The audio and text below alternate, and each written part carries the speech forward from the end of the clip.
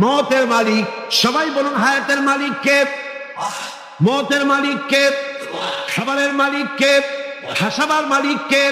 কাঁদাবার মালিক কে? সব কিছুর মালিক কে? আল্লাহ রাব্বুল আলামিন। ইন্নাল্লাহা আলা কুল্লি শাইইন কাদির।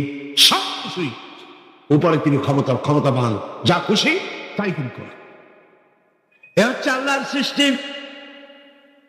সব কিছু আল্লাহ সৃষ্টি করেছেন, বরং কাফের বেঈমান যারা অস্বীকার করে আল্লাহ রাব্বুল আলামিন, সেই মানুষেরাই বুঝতে পারে না। বরং মানুষ যা কিছু তৈরি করেছে তা সবই আল্লাহ বানানো জিনিস, তার থেকেই করেছে। কতটা বুঝে আসে না?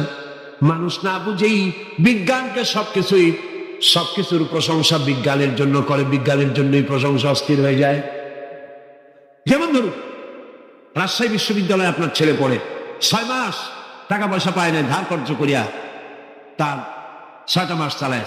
হঠাৎ করে পিয়ন মানি অর্ডার ফর্ম নিয়ে হাজির, 6,000 টাকা পাঠাইছে বাপে। টাকাগুলি নিয়ে সই করে পিয়নের কদমবুসি করে যে, বাবাজি এতদিন পরে টাকা নিয়ে আসছেন, আপনার প্রতি আল্লাহ রহম করুন। এটা বুদ্ধিমান না বেকু? বুদ্ধিমান না বেকু? আরে বেটা, পিয়ন কি তোর বাজান? টাকাকে পাঠিয়েছে? বাবা পাঠিয়েছে, প্রশংসা তার কর। বিজ্ঞানীরা প্লেন বানিয়েছে, বিজ্ঞানীরা গাড়ি বানিয়েছে, বিজ্ঞানীরা কম্পিউটার তৈরি করেছে, প্রশংসা করো সেই আল্লাহ যে আল্লাহ রাব্বুল আলামিন বিজ্ঞানীর মাথায় বুদ্ধি দিয়েছে। প্রশংসা কর, আল্লাহ পাকের প্রশংসা করতে হবে। হায়াতে খালকুল্লাহ, যা কিছু আল্লাহ বলছেন এ সব কিছু আল্লাহর সৃষ্টি। মানুষ কিছুই সৃষ্টি করেন না, শুধু আল্লাহর সৃষ্টি দিয়ে জোড়া তাল দিয়ে বানিয়েছে, ঠিক না? আল্লাহর বানানো জিনিস দিয়ে জোড়া তাল দেওয়া হয়েছে। আল্লাহ পাকের সৃষ্টি তো দূরের কথা, আল্লাহকেই মানতে চায় না। কি বলে? বলে আনসিন ইজ নাথিং। শুনছেন কথা? আনসিন ইজ নাথিং, যা দেখা যায় না তা কিছুই না, মানি না।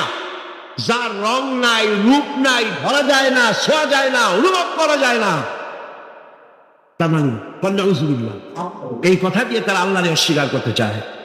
অথচ এই ভদ্র লোকেরা মাধ্যাকর্ষণ না দেখি বিশ্বাস করে মাধ্যাকর্ষণ আছে, ঠিক কিনা? এই ভদ্র লোকেরা বিদ্যুতের শক্তি দেখেই বিদ্যুৎকে দেখে। আপনারা দেখতেছেন বিদ্যুৎ, বিদ্যুতের শক্তি দেখে বিদ্যুৎকে বিশ্বাস করে। বাতাসের প্রচন্ডতা দেখে বাতাসকে অনুভব করে, বিশ্বাস করে। অক্সিজেন চোখে দেখে না, ইথারকে চোখে দেখে না, বিশ্বাস। কিন্তু এমনই নাস্তিক, এমনই কপাল পোড়া যে আল্লাহরে দেখা যায় না তাই বিশ্বাস করা বলো। এক নাস্তিকের সাথে হযরত ইমাম আবু হানিফা রাহমাতুল্লাহ আলাইহি এক বিতর্ক অনুষ্ঠান হলো। সেই বিতর্ক অনুষ্ঠানে ইমাম আবু হানিফা রাহমাতুল্লাহ আলাইহি পৌঁছতে বেশ দেরি করলেন। নাস্তিক তখন উপস্থিত জনতাকে বলছে, দেখো তোমাদের ইমাম, তোমাদের ইসলামী চিন্তাবিদ যুক্তিতে দুর্বল, সেই জন্য আসতেছে না। বেশ কিছুক্ষণ দেরি করে তিনি উপস্থিত হলেন। নাস্তিক বলল, আগে আপনি বলেন, আপনি ওয়াদা ভঙ্গ করলেন কেন? সময় মতো আসতে পারলেন না কেন? তিনি জবাবে বললেন, দেখো আমি অনেক দূর থেকে এসেছি, এসে দেখি সামনে নদী, এখন পার হবো কেমন? কোনো নৌকার ব্যবস্থা নাই। হঠাৎ দেখলাম কি এক আশ্চর্য কথা, একটা চারা গজায় উঠলো, হঠাৎ করে বিরাট গাছ হয়ে গেল। কই থেকে একটা কুড়াল আসলো, গাছটারে কাজে ফ্রাই গেল। তারপরে এলো কলাপ, বানাইলো তক্তা, এরপরে আসলো লোহা, পড়লো হাতুড়ি, হয়ে গেল নৌকা। বাহ কি মজা! এরপর নৌকা নামলো নদীতে, আমি উঠে বসলাম, এই পাড়ি দিয়ে আসলাম, তাই যা একটু দেরি হলো। নাস্তিক কয় যে কি সর্বনাশ, এই লোকের সাথে আমি তর্ক করবেন, মাথা স্ক্রু শটটা ফিরা। হ্যাঁ, আপনার জানটা দেখতে গাছ হয়ে গেল ফট করিয়া, তারপরে কুড়াল আসলো, তক্তা হইল, বিনা মিস্ত্রিতে নৌকা হইল, এটা কেমন সম্ভব? ইমাম সাহেব বলেন, আমার বিতর্ক শেষ। বিনা মিস্ত্রিতে যদি, তোমার যুক্তি মতে বিনা মিস্ত্রিতে যদি একটা নৌকা না হতে পারে, এই বিশ্ব তৈরি হলো কি করে বিনা মিস্ত্রিতে? ওই বিশাল আকাশ হলো কিভাবে? এই বিরাট চন্দ্র সূর্য হলো কিভাবে? কি করে তোমার এই বলি তৈরি হলো? নাস্তিক চেয়ার থেকে নেমে ইমামের কাদমের উপরে পড়ে গেল, বলে আল্লাহু আকবার, আমি আল্লাহর মাফ করে নাও।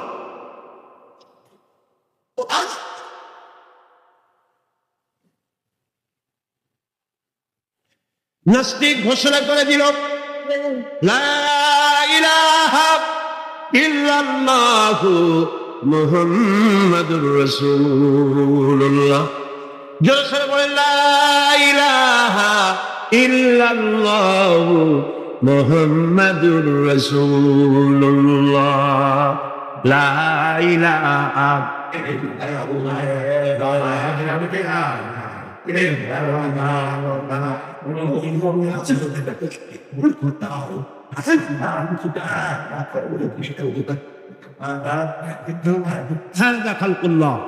আল্লাহর সৃষ্টি। কার সৃষ্টি বলেন সবাই খুশি হয়ে? কার সৃষ্টি?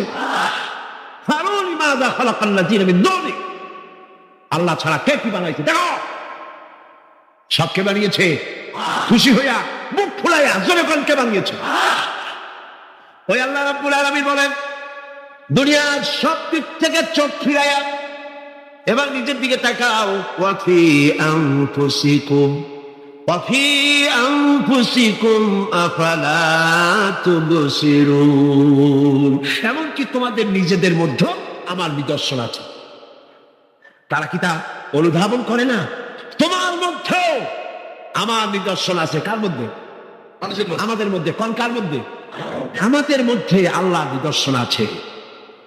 মানুষ যদি তার নিজের দেহের প্রতি লক্ষ্য করে তাহলে সে মহান আল্লাহ পাকের অসংখ্য কুদরত দেখতে পাবে। যেমন একটি শিশু যখন জন্ম হয় তখন তার হাড়ের পরিমাণ হয় 305টি। 305টি। পরে এগুলি একটা দুটো মিশে গিয়ে পরিমাণ দাঁড়ায় 206টি। আর 560টি পেশি দিয়ে এই হাড়গুলিকে বেঁধে রাখা হয় এবং মোট গিরা পরিমাণ দাঁড়ায় 100 গিরে। আপনি কি জানেন আপনার আঙ্গুলের মাথা থেকে বাহু পর্যন্ত কয়টা গিরা আছে? বলবেন কখন? কিলাকিলি করেই চুকুল পাননি। দেখেন না গিরা কতগুলা। আঙ্গুলের এই আঙ্গুলের মধ্যেই কতগুলা গিরা। এখানে গিরা, সেখানে গিরা, এখানে গিরা, এখানে গিরা, এখানে গিরা, বাহুতে গিরা। গিরা যদি একটাও না হতো হাতটা হাত হইতো না। হাত কি হইতো? লাঠি। লাঠি হইতো। ভাত খাওয়া যাইতো না। ভাত খাইতে গেলে মাখানো লাগে কিনা? মাখানো লাগে না? মাখাইবেন কি দিয়া? হাতগুলা আঙ্গুলে গিরা নাই, সব কাঁটা চামচ। আর কেনুতে গিরা নাই, হাত ক্লোজ হবে না, নিজে মুখে আসবে না। দুই হাতের মাথায় একজন বসবে, একজন আর একজনের খাওয়াবে। খাওয়াবার খাওয়াই দিকে মুখের মধ্যে লাগে, নাকের সিধার মধ্যে গিয়ে দিবে। হাসতেছেন?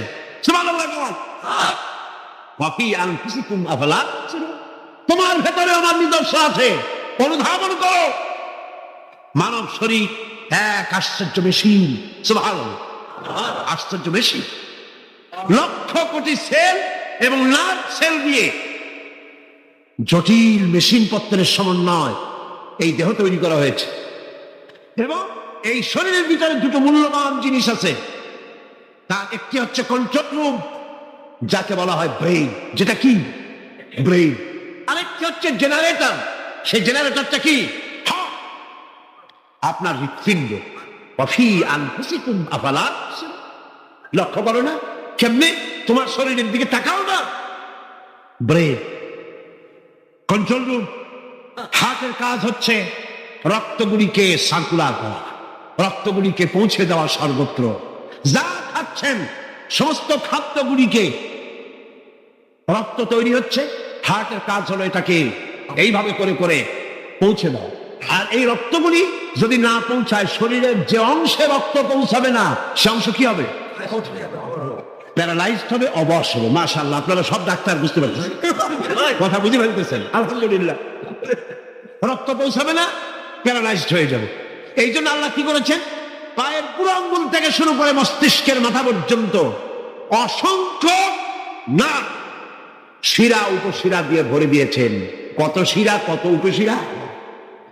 চিকিৎসা বিজ্ঞানীরা বলেছেন মানুষের দেহের ভিতরে যত শিরা এবং উপশিরা আছে সবগুলি যদি বের করে একটার সাথে আর একটা গিরা দেওয়া হয় তাহলে তা এত লম্বা হবে যা দিয়া গোটা পৃথিবী 3 বার ঘোরা যাবে।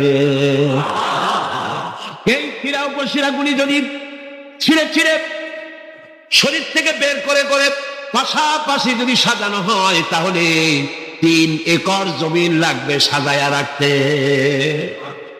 এত শিরা উপশিরা দিয়ে এই পৃথিবী, এই শরীরটাকে আল্লাহ পাক সাজিয়ে দিয়েছে, গুছিয়ে দিয়েছে, অসংখ্য শিরা উপশিরা।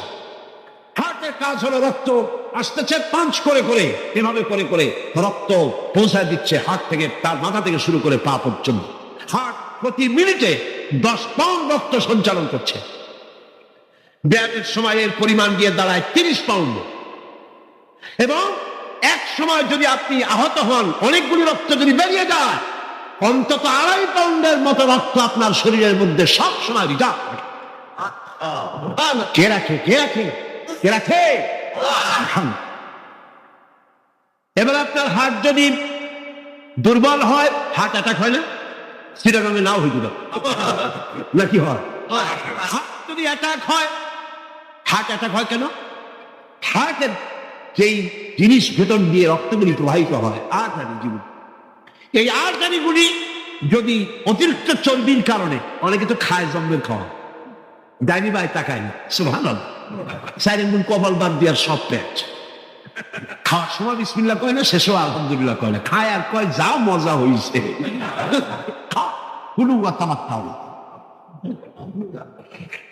পাইকারি দরে খেলে পরে চর্বি হবে।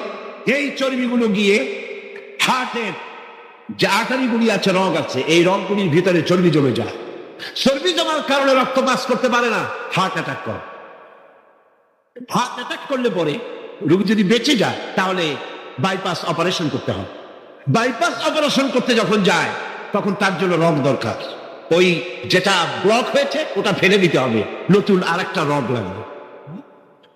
এবার আপনি দেখেন, আমার আল্লাহর কুদরতের দিকে তাকান না, হার্ট অ্যাটাক করতে পারে, নতুন করে একটা রগের দরকার হতে পারে।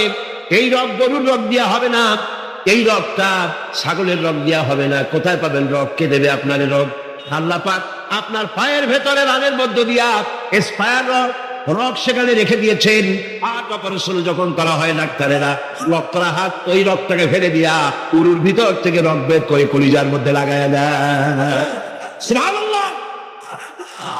দুটি মাত্র কিডনি হলে, একটি মাত্র কিডনি হলে শরীরটা আপনার বেঁচে যায়। আল্লাহ রাব্বুল আলামিন শরীরের ভিতরে 2টা কিডনি দিয়েছেন। কিডনির নাম জীবন। কিডনির নাম কি? কিডনি অচল হলে আপনি অচল হয়ে যাবেন, শরীর ফুলে যাবে, আপনি মরে যাবেন তাড়াতাড়ি করে, রক্ত শূন্যতা দেখা দেবে। কিডনিকে বাঁচায় রাখা প্রত্যেকের জন্য জরুরি। আর কিডনি বাঁচানোর জন্য পানি খাবেন বেশি করে। কি খাবেন?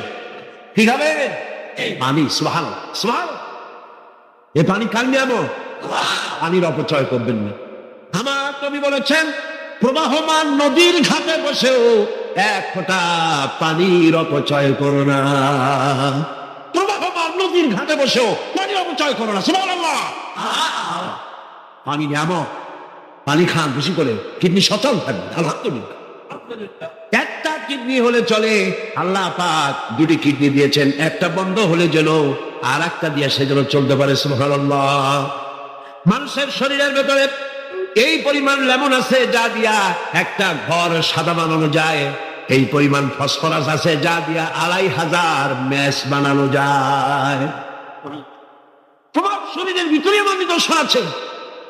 মানুষের এই আশ্চর্যজনক দেহটাকে ঢেকে দেওয়া হয়েছে একটি শ্বেতাতপ নিয়ন্ত্রিত চামড়া দিয়া। সেই চামড়াটা 20 বর্গ ফিট। এই চামড়ার ভেতরে রয়েছে অসংখ্য লোমকূপ। অসংখ্য লোমকূপ দিয়ে এই চামড়াটা তৈরি করে দেওয়া হয়েছে, এবং এই চামড়া দিয়ে শীত এবং গরম অনুভব করার শক্তি দেওয়া হয়েছে। 2টি চোখ দেওয়া হয়েছে, শ্রবণের জন্য কান দেওয়া হয়েছে। কে তিনি যিনি আমরা চোখ দিয়া নেগেটিভ দেখি? চোখ দিয়া কি দেখি? চোখ দিয়া দৃশ্যের নেগেটিভটা দেখি। ওই দেখার সাথে সাথে ব্রেনের ভিতরে গিয়া কোন শক্তি পজিটিভ বানায়া আমারে দেখায়। তার নাম কি? আমার কানের ভিতরে অসংখ্য শব্দ চতুর্দিক থেকে আসে। শব্দগুলিকে বিন্যস্ত করে একটা একটা করে শুনবার জন্য আমার কে কানের ভিতরে কে ব্যবস্থা করে দিয়েছেন? তার নাম একটা মাত্র জিহ্বা। একটি মাত্র জিহ্বা মুখের মধ্যে আল্লাহ দান করেছেন। এই জিহ্বার ভিতরে কত স্বাদ আল্লাহ রাব্বুল আলামিন দান করে দিবেন। এই জিহ্বায় রসগোল্লার স্বাদ একরকম, জিলাপির স্বাদ আর এক রকম, চানাচুরের স্বাদ একরকম, পুঁটি মাছের স্বাদ একরকম, লোকটা ফিশের স্বাদ আর একরকম, ঠিক কিনা? শুটকি মাছের স্বাদ আর একরকম, কাবাবের স্বাদ আর একরকম, আপেলের স্বাদ একরকম, বড়ের স্বাদ একরকম। একটা জিহ্বা দিয়া হাজারো স্বাদ নেওয়ার তৌফিক দিলেন আল্লাহ। সেই খাবার সময় বিসমিল্লাহ বলে না, পরে আলহামদুলিল্লাহ হয় না। এত নিয়ামত দিয়ে আল্লাহ পাক এই শরীরকে সাজিয়েছেন, শরীরটাকে সুন্দর করেছেন, সুগঠিত করেছেন। আল্লাহ পাক বলেন, তোমার শরীরের ভিতরে রয়েছে আমার দৃষ্টান্ত, এগুলি দেখো। তোমার ব্রেইন, মানুষের মাথায় যে মাথার ভিতরে যে ব্রেইন দেওয়া হয়েছে, এর ভিতরে রয়েছে অসংখ্য সেল, যার মধ্যে বুদ্ধি, প্রজ্ঞা, সুখ, দুঃখ, মেমোরি। এই পৃথিবীতে মানুষের মাথায় যে ব্রেন দেওয়া হয়েছে, এটা সর্বোচ্চ ওজন হচ্ছে 3 পাউন্ড। 3 পাউন্ড ওজনের এই বস্তুটিকে রাখা হয় মাথার খুঁড়ির মধ্যে, মাথার মাঝখানে। এই ব্রেন দেহের কোটি কোটি সেনা প্রহরীকে পাহারার কাজে লাগায়। এই ব্রেন বুদ্ধি করে, বুদ্ধি দিয়ে লাগায়। কম্পিউটারের যে মেমোরি শক্তি আছে, পৃথিবীর মানুষের মাথায় আল্লাহ পাক যে মেমোরি দিয়েছেন, যে স্মৃতি শক্তি দিয়েছেন, সারা পৃথিবীর সমস্ত ডাটা, সমস্ত ইনফরমেশন সবগুলি মানুষ যদি তার মেমোরিতে নিয়ে নেয়, তারপরেও আল্লাহ পাক মেমোরিতে এত জায়গা করেছেন যে তার 1,00,000 ভাগও ভরবে না। এই ব্রেন দিয়ে আল্লাহ পাক মানুষকে বুঝতে বলেছেন, টাকা লক্ষ্য করো, আমার পৃথিবী দেখো, দুনিয়া দেখো, নিজেকে দেখো, এবং আমার অস্তিত্বের কথা স্বীকার করো। আমি তোমাকে সৃষ্টি করেছি। আল্লাহ পাক বলেন, হাদা খালকুল্লাহি ফারুনি মাযা খালাকাল্লাযীনা মিন দুনিহি বালিয যালিমুনা ফি যালালিম মুবিন। এ হচ্ছে আল্লাহর সৃষ্টি।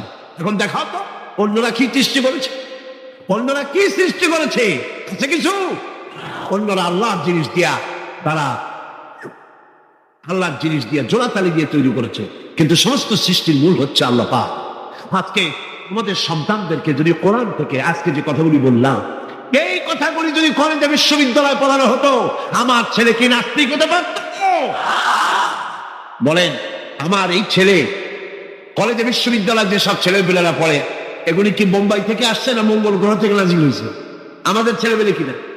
এই ছেলে যখন প্রাইমারি স্কুলে পড়তো, তখন রমজান মাসে সেহরি করতে না উঠাইলে সকালবেলায় মা বাপের উপরে অভিমান করে, রাগ করে, কান্দাকাটি করে, না খাইয়া সারাদিন রোজা রেখেছে। ঠিক না? বলেন কথাটা ঠিক কিনা? এই ছেলেটি প্রাইমারি ছেলে হাই স্কুলে যখন গিয়েছে, তখনও সে নামাজ পড়তো, আলেম ওলামা দেখলে ভক্তি করতো, শ্রদ্ধা করতো। যেই না কলেজে ঢুকলো, নামাজ গেল, রোজা গেল, চরিত্র গেল। এরপরে আলেম ওলামা পীর বুজুর্গ দেখলি বলতে থাকে, এরা এই দেশটারে খাইছে। দেশ খাইলো কেন? আলেম ওলামারা তারা কি দেশে কখনো ক্ষমতায় গেছে? বলেন গেছে? আলেম ওলামা তো জীবনে ক্ষমতাই পায় নাই, তারা দেশ খাইলো কি করে? যারা ক্ষমতা থাকে ওরা খায় না, যারা ক্ষমতায় যায় না ওরা খায় জম্মের খাওয়া। আশ্চর্য কথা, এরাই দেশটারে খাইছে। নামাজ নাই, রোজা নাই, তারপর বলা শুরু করে আল্লাহ নাই। এরপরে 2 ফুট 3 চিন্তা, জেনা, ব্যভিচার, মদ, জুয়া ইত্যাদিতে লিপ্ত হয়ে গেল। আমার সোনার টুকরা ছেলে যেই না গেল বিশ্ববিদ্যালয়, কয়লার টুকরায় পরিণত হয়ে গেল। ঠিক কিনা? এটা কে করলো? কে করলো? করেছে এক শ্রেণীর শিক্ষক নামের কলঙ্ক, যারা শান্তিনিকেতনের গোলাম, যারা মার্কস এবং লেনিনের গোলাম, মাও সেতুংয়ের গোলাম। এই গোলামেরা দুনিয়ার মানুষকে, আমার সন্তানগুলিকে ধ্বংস করে দিল। আর যদি আমি আলোচনা শুরুতে বলেছিলাম, যদি কোরআন এবং সুন্নাহ যদি পড়ানো হতো কলেজ বিশ্ববিদ্যালয়, তাহলে আমার এই সন্তানগুলি চোর হতো না, ডাকাত হতো না, জেনাকার হতো না, বদমাশ হতো না, খাঁটি মুসলমান হয়ে বেরিয়ে আসতো, যা দেখতে আমাদের চক্ষু ঠান্ডা হয়ে যেত। যেরকম সুবহানাল্লাহ। সেই ধরনের এই কোরআন ভিত্তিক শিক্ষা ব্যবস্থা বাংলাদেশে চালু হোক, তা কি আপনারা চান? যারা বলেন চান, যারা তারা চান, 2 হাত উঁচু করে দেখান।